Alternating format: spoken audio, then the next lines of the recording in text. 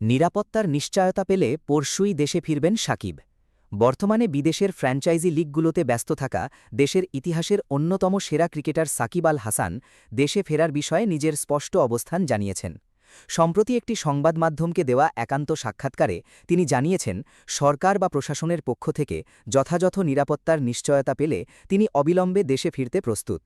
ভারতের মুম্বাই থেকে দেওয়া এক সুদীর্ঘ সাক্ষাৎকারে তিনি জানান, তার বিরুদ্ধে দায়ের করা মামলাগুলো আইনিভাবে মোকাবিলা করতে তিনি প্রস্তুত, তবে প্রয়োজন কেবল স্বাভাবিক নিরাপত্তা ও হয়রানি না করার প্রতিশ্রুতি। সম্প্রতি ভারতের মুম্বাইয়ে টি20 বেলজিয়াম লিগের লঞ্চিং ইভেন্টে অংশ নিতে গিয়ে তিনি দেশের বর্তমান পরিস্থিতি, নিজের রাজনৈতিক অবস্থান এবং ক্রিকেট কেরিয়ার নিয়ে খোলামেলা কথা বলেছেন। দেশে ফেরার প্রসঙ্গে সাকিব বলেন, আমি ফিরব, কোর্টে যাব, মামলা লড়ব, কোনো সমস্যা নেই, কিন্তু আমার নিরাপত্তা তো দিতে হবে। আমি তো বলছি না যে আমার জন্য রাস্তা বন্ধ করে দিতে হবে বা পুলিশের 4টে গাড়ি সামনে থাকবে।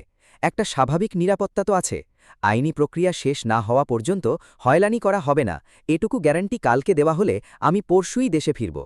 সাকিব দাবি করেন, তার ব্যাংক অ্যাকাউন্ট ফ্রিজ করে রাখায় তিনি চেক বাউন্সের মতো সাধারণ মামলাগুলো নিষ্পত্তি করতে পারছেন না। 1.5 বছর তদন্ত চললেও তার বিরুদ্ধে কোনো অনিয়ম পাওয়া যায়নি বলে তিনি দাবি করেন।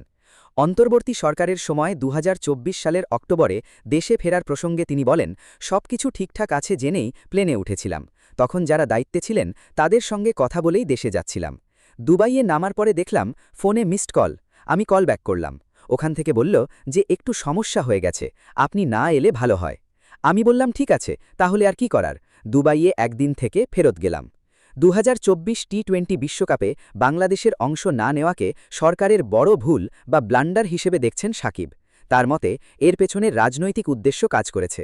তিনি বলেন, মুস্তাফিজের আইপিএল ইস্যু বিসিসিআই-এর সাথে দ্বন্দ্বকে কেন্দ্র করে আইসিসির সাথে যুদ্ধ লাগিয়ে দেওয়া ঠিক হয়নি। মানুষের আবেগকে পুঁজি করে পলিটিক্যাল গেম খেলা হয়েছে। এর জন্য তৎকালীন বোর্ড কর্মকর্তাদেরও দায়ী করেন তিনি। এদিকে জুলাই আন্দোলন চলাকালীন নিজের নীরবতা এবং বিতর্কিত ফেসবুক স্ট্যাটাস নিয়ে সাকিব বলেন, দেশের পুরো উল্টো পিঠে অর্থাৎ যুক্তরাষ্ট্র ও কানাডায় থাকায় আমি ঘটনার গভীরতা শুরুতে বুঝতে পারিনি। ইন্টারনেট বন্ধ থাকায় আমি আপ টু ডেট ছিলাম না। সবাই ফেসবুক স্ট্যাটাস চেয়েছে, কিন্তু ওসবে কি খুব বড় পার্থক্য হতো? আন্দোলনের সময় নিহত সবার প্রতি সমবেদনা জানান।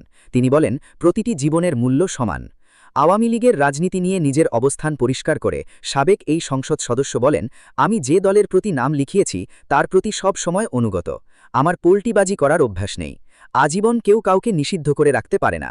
5ই আগস্টের পর নিজের দেশে ফেরা আটকে যাওয়াকে সাজানো মব হিসেবে অভিহিত করেন তিনি।